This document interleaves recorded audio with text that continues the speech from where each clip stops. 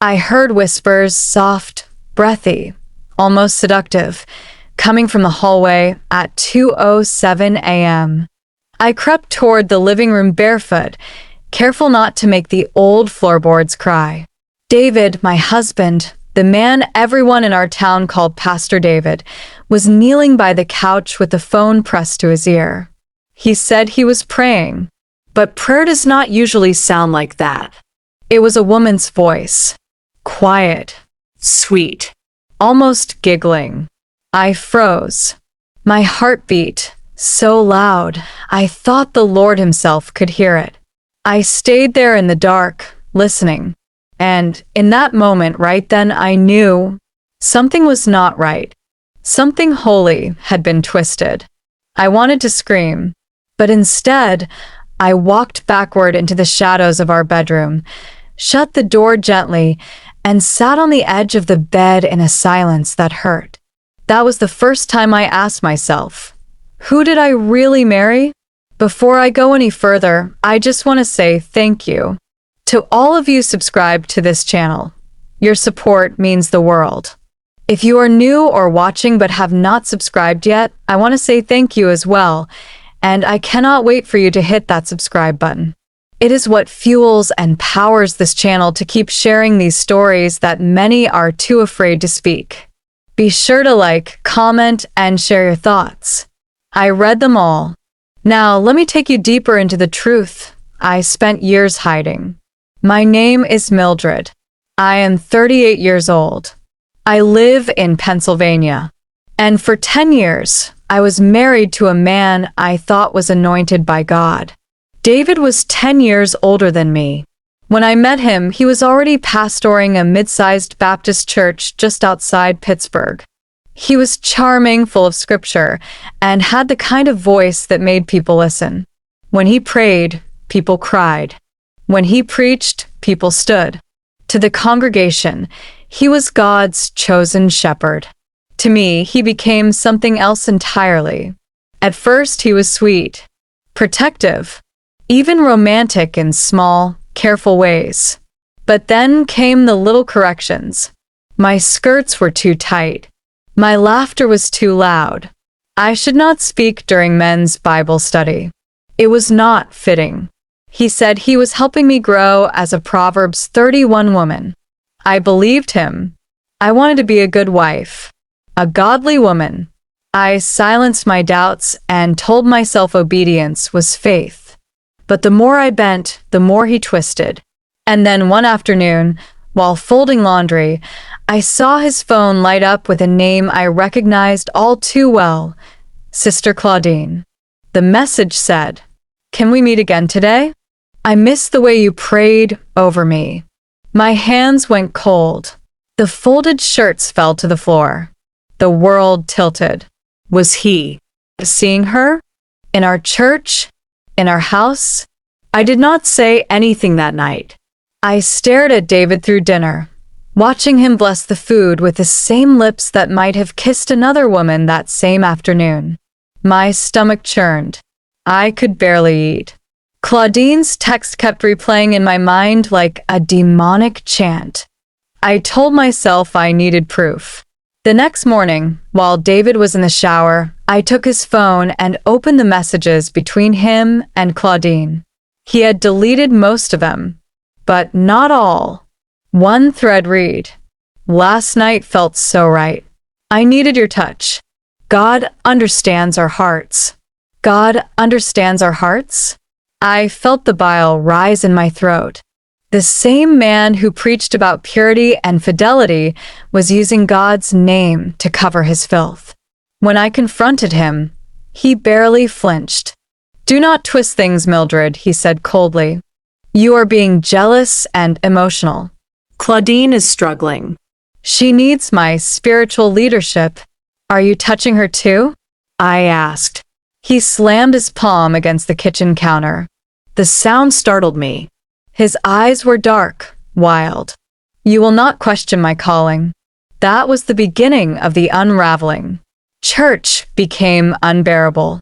Sister Claudine, with her soft smile and fake humility, hugged me every Sunday like nothing was wrong.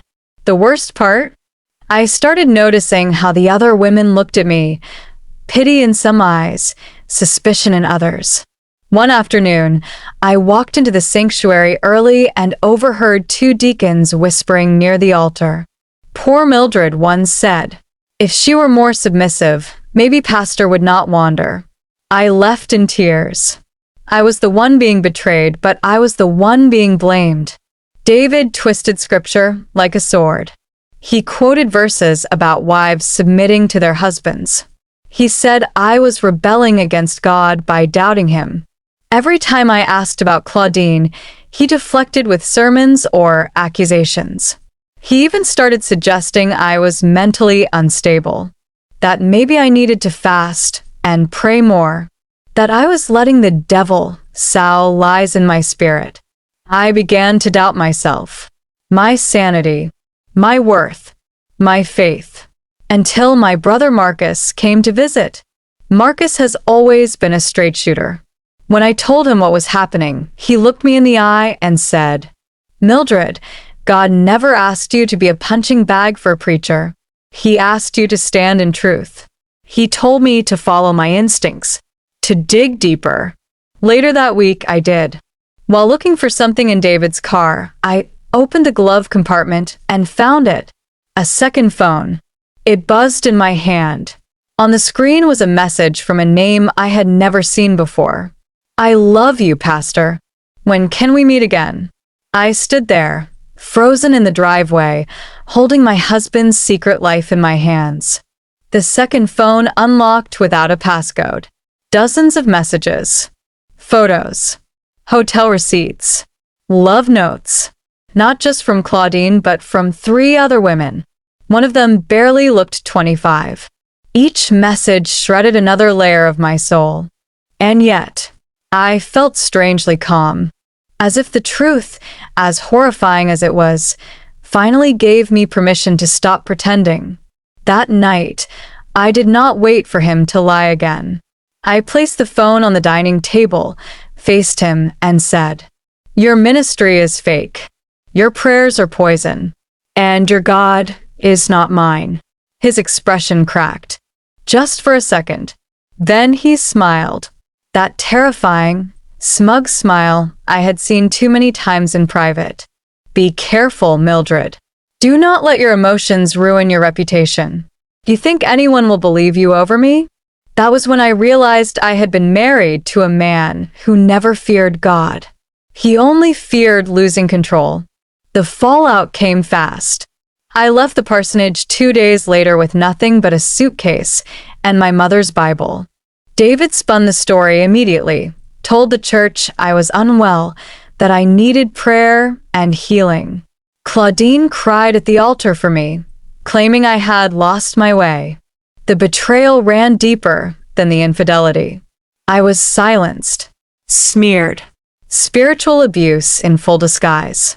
I lost my home, my church, my so-called friends. But I gained something else. Clarity. I began to rebuild. Quietly, day by day. I moved in with Marcus for a few months. Started therapy. Took a small job at a local library. For the first time in years, I was not being watched, policed, or guilt for being a woman with a voice. One evening, I received a call from a young woman, one of the girls I had seen messaging David. She was crying. Said she had been manipulated too.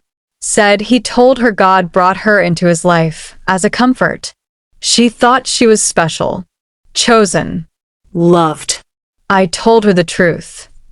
You were targeted, like I was. More women came forward, quietly, anonymously. Eventually, the board of elders opened an investigation. David stepped down for rest and reflection. But I already knew he would find another pulpit, another platform, another victim. But I would never be one of them again. I share this because there are women sitting in pews right now, silently suffering behind the mask of ministry. I want you to know, God does not require your destruction for someone else's salvation. He does not hide in abuse. He does not bless lies. And He does not call you to silence. I survived. I healed. And I learned to worship without chains.